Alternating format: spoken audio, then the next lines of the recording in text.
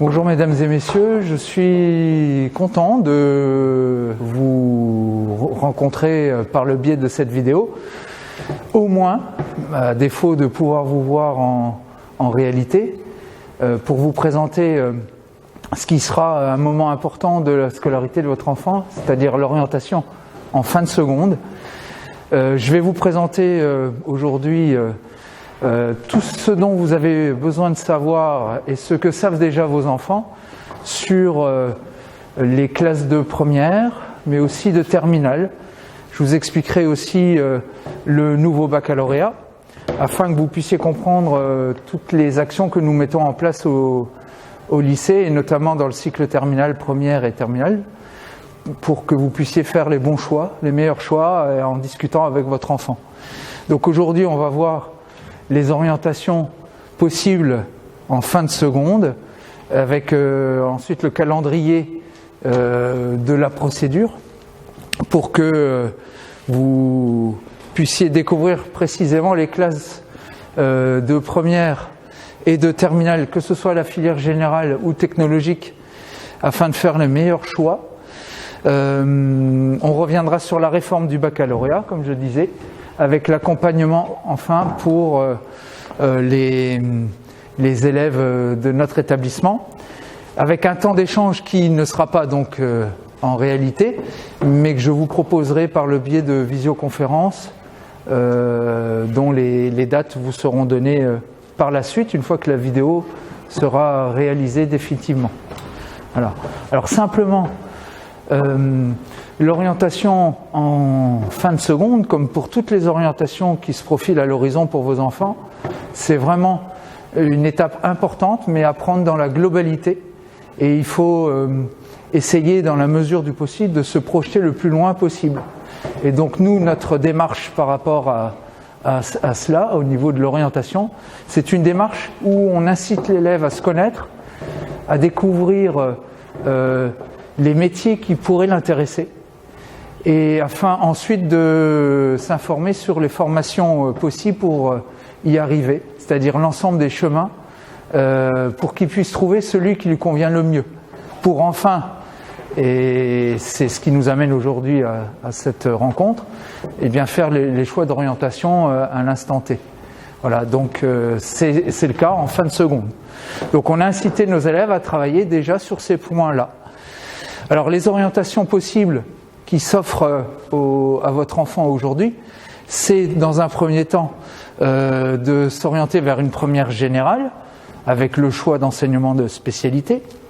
Ensuite, il y a la possibilité de s'orienter vers une première technologique, voire une première ou une seconde professionnelle. Tout dépend un petit peu là où se trouve votre enfant. Alors, le redoublement n'est pas une orientation, même si ça peut, dans quelques cas, être une solution. Ça n'est pas une orientation, c'est-à-dire qu'en fait, ça ne peut être qu'une décision de la famille et de l'enfant. Nous ne pouvons pas décider unilatéralement d'un redoublement en classe de seconde. Voilà. Alors donc, vous avez des possibilités de passerelle à tout moment, et notamment la classe de seconde est une passerelle possible vers la seconde professionnelle ou la première professionnelle. Et sachez simplement que ce que nous offrons à nos élèves au lycée de la Salle permettent d'envisager toutes les orientations post-bac, sans aucune exception. Et c'est pour cela que je vous ai montré cette diapositive qui vous permet de voir toutes les formations qui existent après le bac, que ce soit des bac plus 2 à bac plus 8 et au-delà pour la médecine. Nous offrons la possibilité d'aller vers toutes ces orientations-là sans exception. Alors, on va préciser déjà le calendrier de l'orientation pour que vous ayez une idée des différentes échéances. Donc au second trimestre, donc actuellement, nous avons une première échéance qui est provisoire. Votre enfant va formuler des vœux provisoires avant le conseil de classe du deuxième trimestre, où il va formuler un choix entre la première générale avec le choix éventuel de 3 enseignements de spécialité. le choix éventuellement aussi d'une filière de première technologie qui est possible dans notre établissement par le biais de la filière STMG. Maintenant, s'il y a d'autres filières technologiques qui intéressent votre enfant, il faudra alors faire une démarche de changement d'établissement, mais cela, ça arrivera uniquement au mois de mai-juin, fin mai, début juin. Et puis enfin, éventuellement, pour certains, c'est la voie professionnelle. Aujourd'hui, nous avons 2 élèves qui se sont déjà réorientés dans ces voies-là depuis le début de l'année parce que, visiblement, c'était plus adapté à leur profil. Voilà. Le 3e trimestre amènera une autre échéance, exactement la même, mais celle-ci définitive. Donc en fonction des retours des conseils de classe du 2e trimestre, les vœux peuvent évoluer, en fonction aussi de la progression de votre enfant. Et donc, mi-mai, on vous proposera à nouveau de formuler les vœux qui, eux, cette fois-ci, seront définitifs. Et le conseil de classe du 3e trimestre va donc répondre à ces vœux-là. Et donc, vous pourrez, en réponse à ces vœux, valider la décision du conseil de classe, qui est une proposition. Et dans ce cas-là, la décision deviendra définitive. Vous aurez une possibilité, évidemment, de pouvoir contester ces décisions, tout simplement en rencontrant dans un premier temps le chef d'établissement, qui peut lui faire évoluer la proposition du conseil du 3e trimestre. Et si vous n'êtes toujours pas, vous n'êtes pas mis d'accord avec le chef d'établissement, vous pourrez alors faire une dernière démarche, c'est-à-dire faire appel, et vous passerez devant une commission constituée d'enseignants d'autres établissements pour justement étudier le dossier de votre enfant et faire évoluer éventuellement la décision qui a été prise au conseil du 3e trimestre. Voilà. Durant toutes ces procédures, vous aurez la possibilité d'échanger avec les enseignants. Alors c'est vrai que le climat actuel ne favorise pas forcément, mais les enseignants sont disponibles, que ce soit par visio ou que ce soit par téléphone, pour vous rencontrer, répondre à vos questions, accompagner pour les élèves qui ont des projets qui sont un petit peu plus complexes. Et surtout, n'hésitez pas à solliciter les équipes. En ce qui concerne les filières technologiques et générales, donc je vais vous les présenter de manière un petit peu plus précise pour que vous ayez bien en tête à la fois la structure, mais aussi les exigences de celle-ci. Et je vais commencer tout d'abord par la filière générale, avec la filière générale qui, en première, vous avez ici un tronc commun à toutes les classes de première générale, avec des enseignements que tous les élèves ont. Vous avez aussi, à cela se rajoutant les enseignements de spécialité. Donc il y a 3 enseignements de spécialité pour un volume d'horaire de 3 fois 4 heures, donc 12 heures, et la possibilité de choisir une option qui n'est pas obligatoire, hein, c'est optionnel, avec une durée variable entre 1 et 3 heures. Pour la classe de terminale, c'est exactement le même schéma.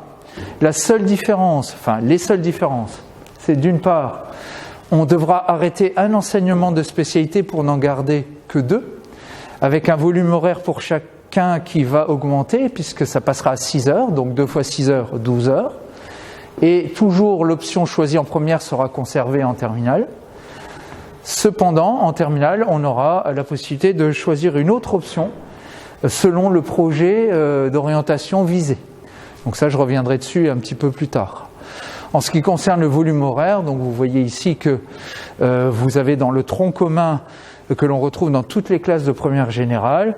Donc c'est la philosophie ou le français pour 4 heures d'enseignement, les 2 langues pour 4 heures d'enseignement, pour les 2 réunis, l'histoire-géographie pour 3 heures, l'enseignement scientifique et l'EPS pour terminer une demi-heure, c'est-à-dire 1 heure toutes les 2 semaines d'éducation morale et civique. Donc ça, c'est pour le tronc commun. En ce qui concerne les matières spécifiques concernant le tronc commun, vous avez des matières nouvelles comme l'enseignement scientifique, qui est en fait une matière enseignée par deux professeurs de deux matières différentes, qui sont la physique et la SVT, et on travaille sur des thèmes proches de la planète, et notamment on va étudier la matière, on va étudier le soleil, la terre, et un dernier thème sur le son et la musique. Ces thèmes-là mettent en jeu la SVT et la physique. L'objectif étant, c'est de faire en sorte que tous les élèves aient une formation minimale dans le domaine scientifique, de faire en sorte qu'on ait des élèves citoyens, je dirais même éco-citoyens, à travers cette matière-là, et qui est une matière qui est enseignée 1 heure en physique et 1 heure en SVT pour notre établissement. Donc en dehors du tronc commun, vous avez donc les enseignements de spécialité. Les enseignements de spécialité, ce sont les matières phares. C'est ce qui va donner la couleur à la classe de première générale et aussi de terminale générale. Et ces enseignements de spécialité que l'on va devoir choisir, eh bien, doivent être en lien très serré avec le projet de formation post-bac de l'élève. Donc il est important, ce choix en fin de seconde, il est très important par rapport à ce projet, parce que il faut surtout éviter qu'on se retrouve dans une situation en terminale, lorsqu'on va devoir formuler nos vœux Parcoursup, de se retrouver dans l'incapacité de choisir une formation parce que nous n'avons pas choisi les bons enseignements de spécialité. Et donc là, il y a des stratégies à mener selon le profil des uns et des autres, selon là où on se trouve. Certains ont déjà des projets bien ancrés, et donc les choix d'enseignement peuvent aller dans un sens, et d'autres qui n'ont pas du tout d'idée, ou vaguement, un peu un secteur, le domaine scientifique, le domaine littéraire. Alors là, l'idée, ça serait de choisir des enseignements de spécialité qui laissent une liberté de choix. Dans l'établissement, nous avons décidé de faire le choix de 8 enseignements de spécialité qui permettent d'accéder à toutes les formations post-bac. C'est pour ça qu'on vous propose ici l'histoire géo, sciences politiques, géopolitique. On vous propose humanité, littérature et philosophie, numérique, sciences de l'informatique, mathématiques, physique, SVT, les sciences économiques et sociales, et 2 enseignements qui sont proposés à distance parce que ça concerne peu d'élèves souvent, qui sont langue, culture étrangère, alors ça peut être en allemand ou en anglais. Il y a aussi langue, littérature et culture de l'Antiquité.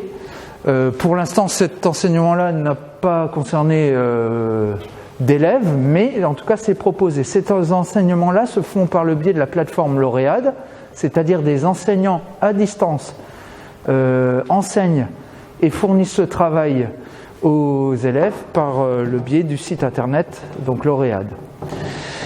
Alors je fais une petite parenthèse.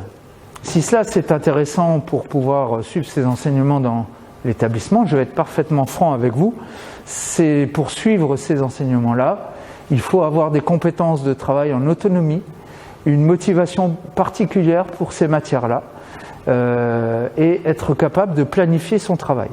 Voilà. Alors ça fonctionne très bien pour les élèves qui ont ce profil-là. Alors donc, on propose l'ensemble de ces enseignements de spécialité, donc je rappelle, ça permet d'accéder à toutes les formations post-bac en fin de terminale.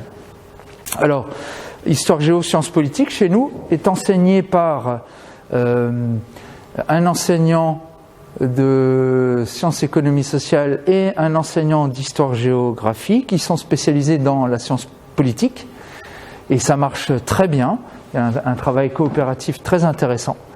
Nous avons humanité, littérature et philosophie qui est conjointement enseigné par un enseignant de lettres et l'enseignant de philosophie, qui permettent donc de couvrir l'ensemble du programme. Les élèves apprécient énormément cet enseignement-là, qui nous permet, depuis cette réforme-là, eh bien, de créer de nouveaux profils dans notre établissement, profils qu'on ne connaissait pas du tout avant, puisque nous n'avions que les filières S scientifiques et ES économie sociale. Et grâce à cette matière-là, et aussi sciences politiques, on a ainsi des profils littéraires qui se dessinent. Et si on rajoute les langues culture étrangères ou langues culture de l'Antiquité, eh bien, nous avons des élèves qui ont des projets dans le domaine des lettres qui peuvent se réaliser totalement dans l'établissement. À cela, et ça va dans le même sens par rapport au projet, au profil littéraire, eh bien, on a la possibilité donc de faire la classe Euro, mais ça, de toute manière, vous le saviez déjà, puisque votre enfant a pu postuler à l'entrée en seconde. Donc, automatiquement, ceux qui étaient en classe européenne anglais poursuivent leur travail dans cette section en classe de première et de terminale, automatiquement, avec la possibilité en terminale d'avoir une certification de niveau B2 qui est reconnue de manière européenne. Et juste pour information, sauf changement de dernière minute, il y aura la DNL, la discipline non linguistique, qui sera, contrairement à la classe de seconde qui était en SVT, elle sera donc en histoire-géographie. Alors, si vous aviez choisi des options en classe de seconde, vous pourrez les poursuivre l'an prochain en classe de première générale. Et c'est un vrai plus. L'option n'est plus choisie aujourd'hui pour rajouter des points, pour que l'on puisse avoir son bac avec une meilleure mention. C'est tellement négligeable dans la note finale du bac que cet objectif-là disparaît. Nos élèves qui choisissent, et notamment en classe de seconde pour continuer ensuite en première, les options, c'est parce qu'ils ont envie de dégager un profil particulier. Et c'est ô combien important lorsqu'on arrive en terminale, dans le dossier Parcoursup, de se démarquer des autres. Et l'option est une possibilité pour cela.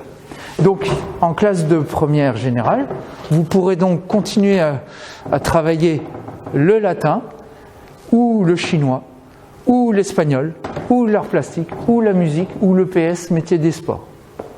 Évidemment, dans la limite d'un certain nombre de candidats, mais pour l'instant, on a réussi à maintenir toutes ces options en classe de première.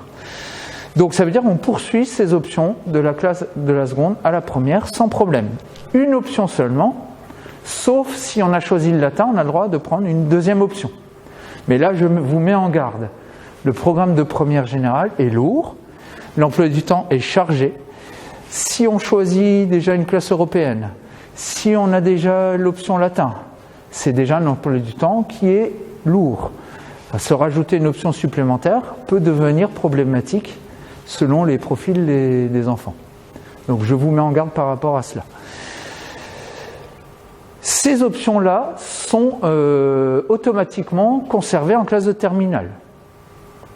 Et en terminale, il est possible de choisir une option supplémentaire qui, elle, est lourde. Une option de 3 heures. C'est soit maths complémentaire, soit maths experte, ou soit droit, qui est sous le titre plus précis, droit et grands enjeux du monde contemporain. Alors, soyons attentifs à cela. Maths experte, c'est un enseignement qu'on propose à nos élèves. Alors, pour information, à peu près 75% de nos élèves de terminale ont choisi une de ces options.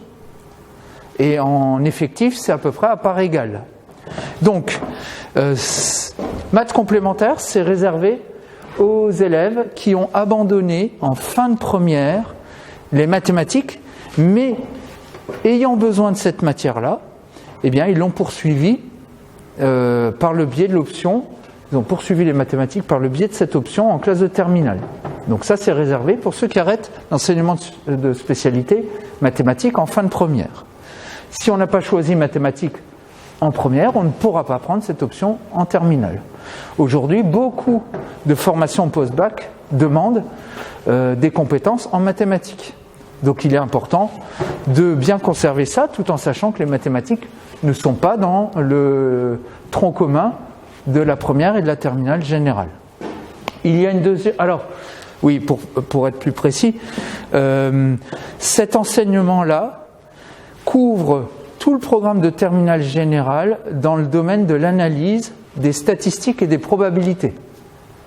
Donc c'est quand même un enseignement important et beaucoup de formations, comme par exemple des classes préparatoires économiques et commerciales, c'est un enseignement qui peut être utile. Vous avez aussi une deuxième option qui est maths experte. Alors ça c'est pour tous les élèves qui vont s'orienter dans des formations où on demande un niveau élevé en mathématiques. Donc ça permet à ceux qui ont conservé cette fois-ci les mathématiques en classe de terminale générale de parfaire leur connaissance à ce niveau-là. Ainsi, on va aborder des thèmes qui ne sont pas au programme de terminale générale et des thèmes qui sont utiles dans les formations post-bac. Et par exemple, des élèves qui voudraient s'orienter vers des écoles d'ingénieurs ou des classes préparatoires scientifiques, c'est une option qui est fortement recommandée. Pourquoi ? Parce qu'on va aborder les nombres complexes qui ne sont pas abordés en classe de terminale générale, l'arithmétique et les matrices. Donc ça, ce sont des notions qui sont importantes par la suite. Voilà. Et c'est un plus aussi dans le dossier Parcoursup. Enfin, une troisième option de 3 heures, elle aussi, c'est l'option droit et grands enjeux du monde contemporain.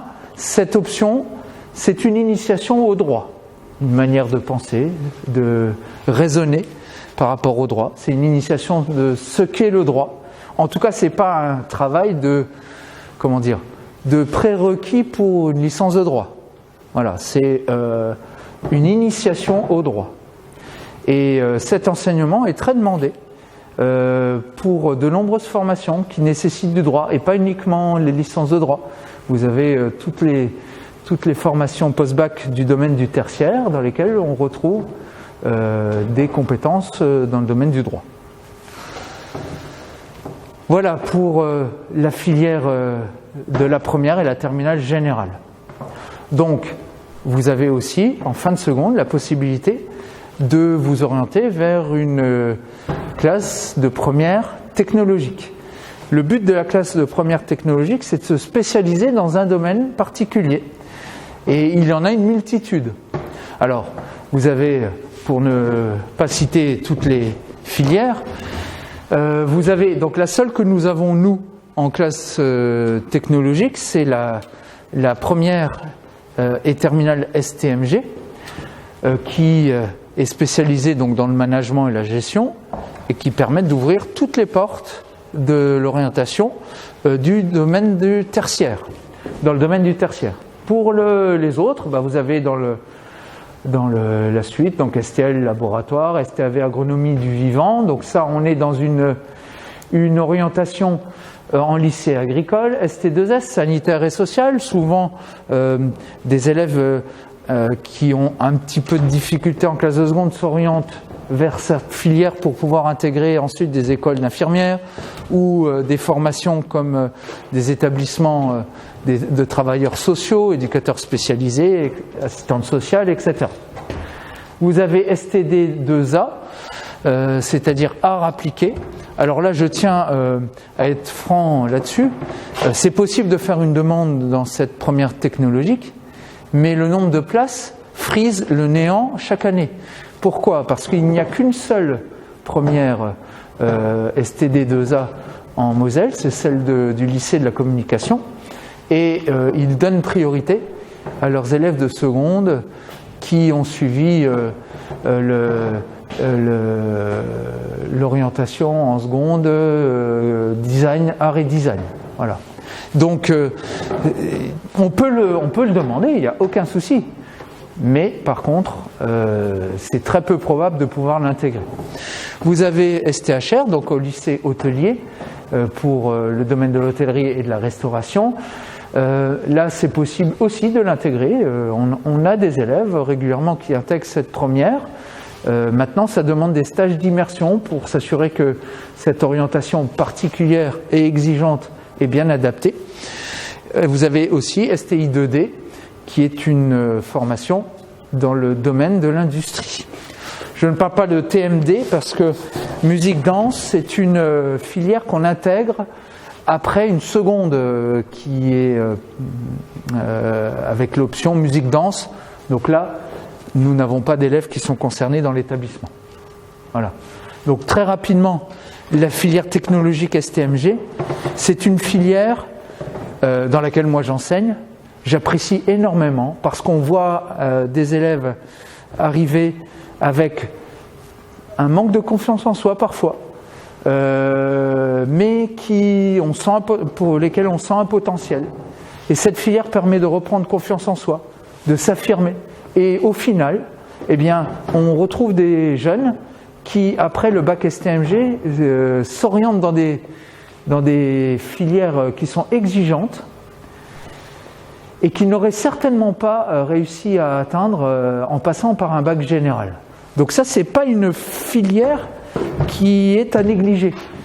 2/3 de nos élèves l'an passé de STMG se sont orientés exactement comme nos élèves de bac général.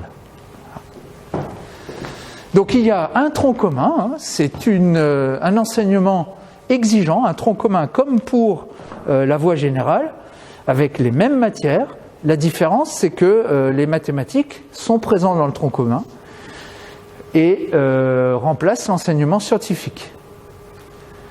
Et vous avez donc exactement le même schéma que pour la voie générale, 3 enseignements de spécialité qui, eux, sont imposés. Elles sont imposées, et c'est donc la gestion, c'est donc le management et le droit et l'économie. Ce sont les 3 enseignements de spécialité. Et puis, en classe de terminale, il y a des regroupements de ces matières-là pour ne former que 2 enseignements de spécialité. Un regroupement qui est management, gestion, et une matière spécifique qui est la gestion finance, la mercatique ou les ressources humaines et de communication. Et puis un deuxième enseignement de spécialité qui est droit et économie. Voilà. Alors, il y a la possibilité d'une option en plus qui est la musique et l'EPS métier du sport, parce que nous avons des élèves qui sont intéressés par des formations type UFR STAPS pour leur orientation après le bac, et nous avons régulièrement des élèves de STMG qui intègrent donc l'université, la fac de sport, après leur bac. Et la musique aussi comme deuxième option. Donc là, je vous laisse découvrir le volume horaire des différentes matières. À noter simplement que nous avons donc en terminale, par exemple, bien 14 heures d'enseignement de spécialité. En classe de première, c'est 15 heures. Alors, la filière STMG amène à différents types d'orientation après le bac. Ça passe du BTS au DUT. Certains intègrent des classes préparatoires aux grandes écoles de commerce et de management, puisqu'il y a une classe préparatoire spécifique pour les STMG, ça s'appelle la prépa ECT, et dans l'académie, il y a celle du lycée Chopin à Nancy qui offre des places, et régulièrement nous avons des élèves qui sont admis dans cette classe préparatoire qui leur permettent d'intégrer de grandes écoles. Mais il y a tellement de chemin pour y aboutir que ça n'est pas la seule orientation possible. Nous avons aussi des élèves qui s'orientent vers des écoles de commerce. Et puis nous avons aussi des élèves qui s'orientent dans d'autres domaines. Certains intègrent l'armée, la police, la gendarmerie, par exemple.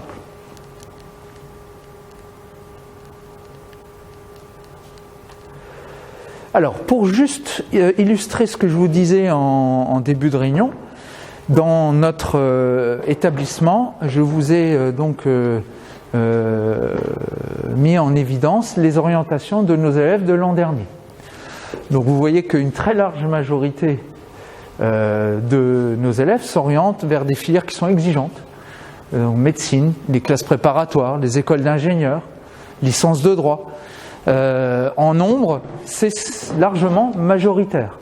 Nos formations permettent d'intégrer ces écoles-là et la réussite de nos élèves.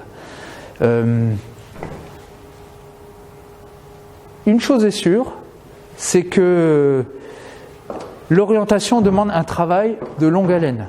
On a commencé dès la classe de 3e avec nos élèves qui étaient chez nous. On a poursuivi ce travail-là cette année en classe de seconde. Et nos élèves qui s'orientent vers les filières les plus sélectives ont tous un point commun. C'est qu'ils ont développé une bonne connaissance de soi et des particularités. C'est-à-dire, eh bien, en dehors juste d'excellents résultats scolaires, chose que l'on retrouve chez beaucoup d'élèves nationalement, eh bien, ils ont cultivé des caractéristiques particulières. Alors certains, c'est dans le domaine du sport, parce qu'ils font du sport de haut niveau. On apprécie beaucoup ce type de profil, parce qu'on est capable de se surpasser, on est capable de gérer un stress, d'être prêt le jour J. D'autres, c'est dans le domaine artistiques qui se sont développés, et effectivement aujourd'hui dans les formations post-bac on recherche beaucoup de jeunes qui sont créatifs, etc., etc. Le profil aussi d'élèves qui s'investissent dans des associations, notamment dans le domaine humanitaire, c'est un profil très intéressant, très recherché, qui donne quelques idées sur l'empathie des candidats, sur leur esprit, et voire même de travail coopératif, puisque nous avons quelques actions dans l'établissement sur lesquelles je reviendrai tout à l'heure qui le permettent. Voilà. Alors, faire le choix des enseignements de spécialité en fin de seconde peut être assez anxiogène, stressant, et alors il n'y a pas une réponse unique selon la situation des uns et des autres. Par contre, il y a à prendre en compte différents critères. Et pour vous aider à la réflexion, eh bien, je vais vous proposer un tableau, bon, qui peut paraître un petit peu compliqué à lire au départ, mais qui pourrait vous aider. Alors, je vais juste vous expliquer dans un premier temps la légende, c'est-à-dire que vous allez retrouver un tableau dans lequel vous allez avoir des petits cœurs rouges. Ça, c'est pour les choix d'enseignement de spécialité qui sont fortement conseillés, moi ce que j'appelle nécessaires pour une certaine orientation.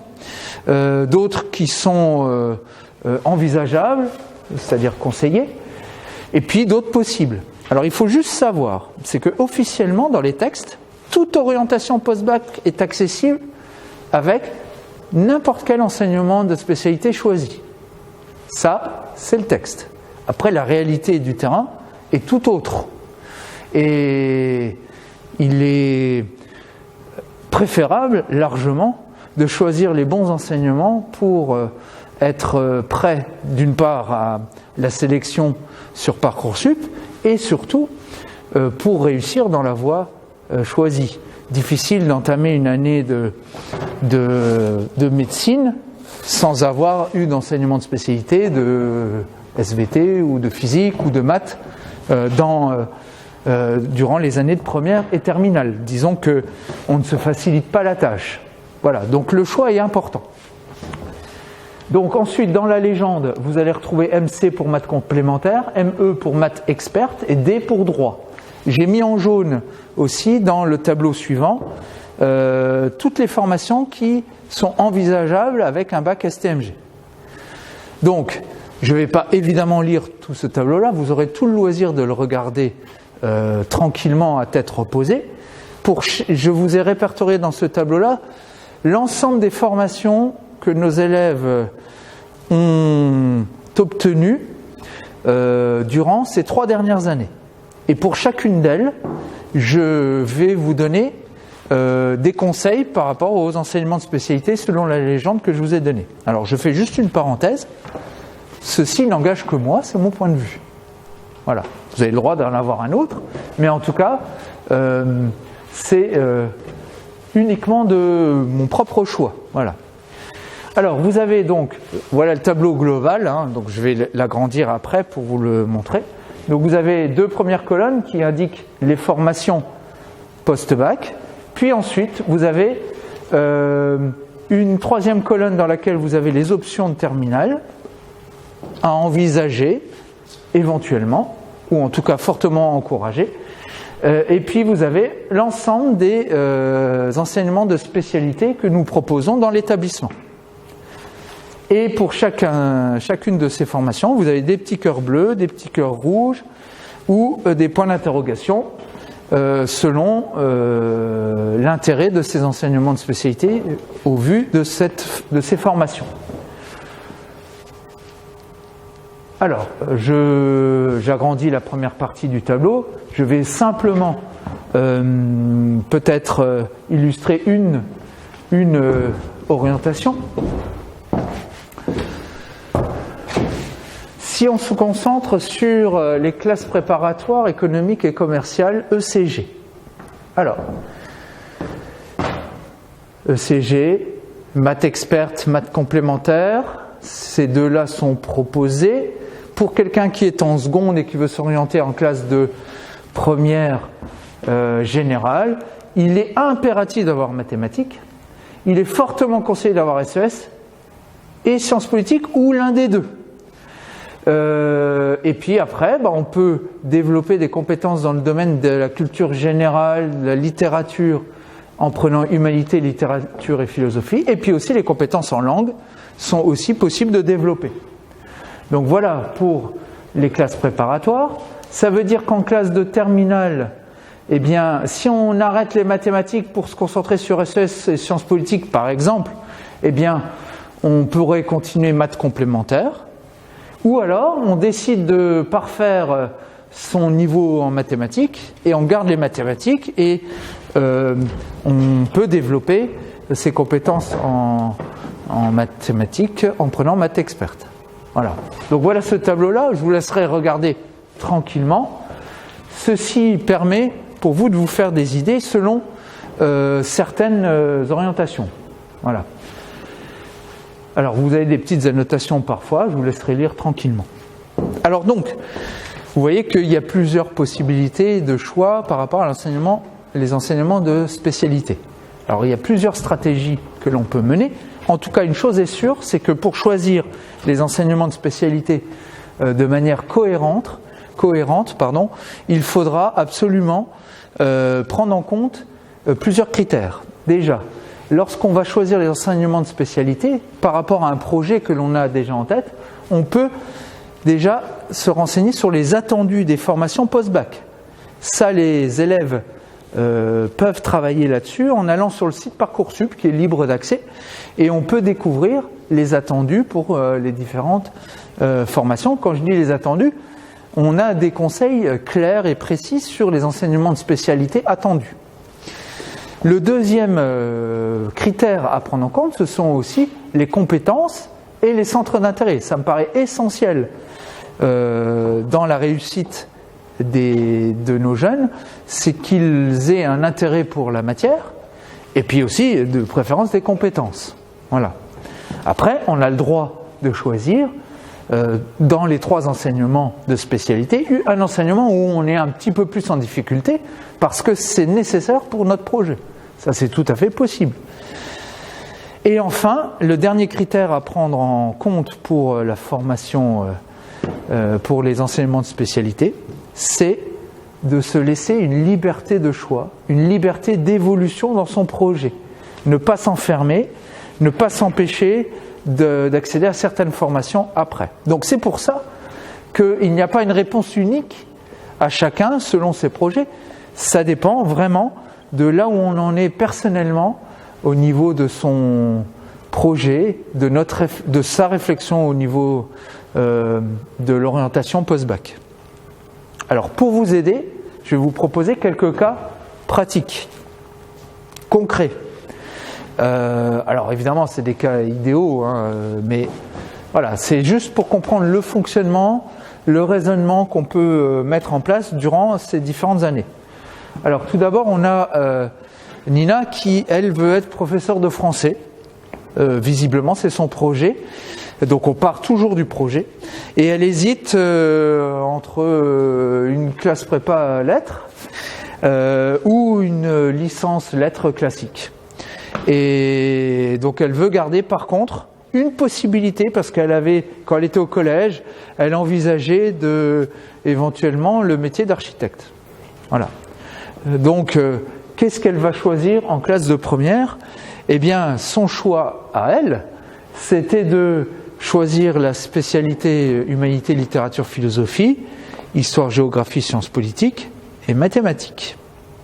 Pourquoi histoire, géo, sciences politiques? Parce que en prépa lettres, on a besoin de ces compétences-là.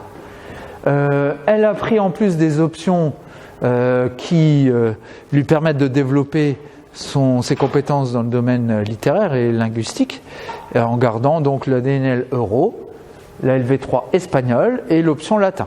Bon, je ne vous cache pas que son emploi du temps est bien chargé. Arrive la fin de première, elle a réfléchi sur son projet, elle décide définitivement d'enlever son idée, enfin elle arrête l'idée de devenir architecte et donc veut se lancer absolument dans le métier de professeur de lettres. Et donc elle va enlever les mathématiques, qui ne sera pas une compétence absolument nécessaire pour elle, et donc pour garder sciences politiques et HLP, et ainsi que ces trois options. Voilà pour ce cas particulier. Un autre cas qui peut être aussi intéressant, et notamment, c'est une question que beaucoup d'élèves se posent en fin de première pour quelqu'un qui veut se diriger vers la médecine. Donc là, on a Hugo qui veut devenir ophtalmologue, et donc il veut faire une première année de médecine, c'est-à-dire ce qu'on appelle la PASS ou éventuellement la LAS. Et donc il choisit, alors évidemment en maths, physique, SVT, puisque ce sont les trois matières dont il aura besoin de développer les compétences. Il a gardé l'euro-anglais pour ses compétences en anglais, et l'option latin qui pourrait être utile durant son cursus de formation post-bac. En fin de première, son projet n'a pas évolué. Par contre, se pose la question, quel enseignement de spécialité j'arrête? Puisque j'ai besoin des trois. Mais la seule qu'on peut développer en classe de terminale sans avoir choisi l'enseignement de spécialité, c'est mathématiques. Donc son choix va se porter sur SVT physique pour développer ces deux compétences-là. Il va donc garder l'euro anglais, travailler toujours son latin, mais il prendra en plus maths complémentaires, qui sera largement suffisant pour les objectifs de la fac de médecine, puisque le programme développé dans cet enseignement optionnel est exactement ce dont il a besoin pour son année de passe. Voilà. On terminera avec ce dernier cas concret, Nadia qui veut devenir directrice en marketing. Elle voudrait intégrer Sciences Po ou éventuellement une école de commerce ou de management. Donc pour ça, elle choisit en classe de première sciences politiques, histoire, géographie, SES et évidemment mathématiques. Elle développe son anglais avec la DNL Euro. Et en fin de première, elle écarte l'idée de Sciences Po. Donc elle va développer ses compétences pour aller vers une prépa école de commerce dans le domaine de l'économie.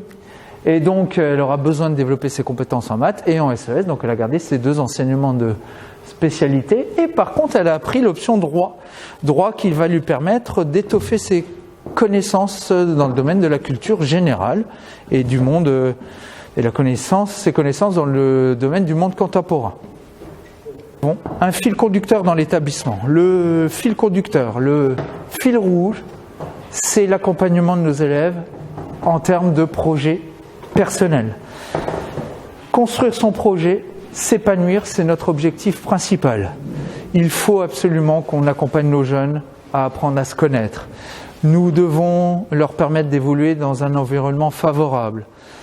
Nous devons leur permettre de devenir acteurs de leur scolarité notamment. Ainsi, on propose en classe de lycée, depuis la seconde déjà d'ailleurs, de pouvoir mettre en place un accompagnement à l'orientation, de proposer des locaux qui seront tout neufs d'ici quelques semaines avec le nouveau lycée, Et pour être acteur, eh bien, on a demandé aux élèves de participer à la vie du lycée. Donc on va avoir un conseil de lycéens qui va se créer, où ils vont décider des actions à mener, que ce soit dans le domaine culturel, loisirs ou même pédagogique. Donc, nos objectifs, c'est de les préparer évidemment au baccalauréat, mais l'objectif prioritaire, c'est évidemment de les préparer à Parcoursup. C'est bien là l'enjeu. Soutenir nos élèves avec des heures de soutien, de l'accompagnement, de la coopération avec les élèves, entre eux. S'orienter, ça c'est le point important de l'accompagnement de nos élèves, s'orienter après le bac, se projeter vers des métiers pour choisir les bonnes formations, celles qui correspondent au profil de chacun, et évidemment de réussir tout ça pour qu'ils puissent réussir, s'épanouir dans leurs études du supérieur.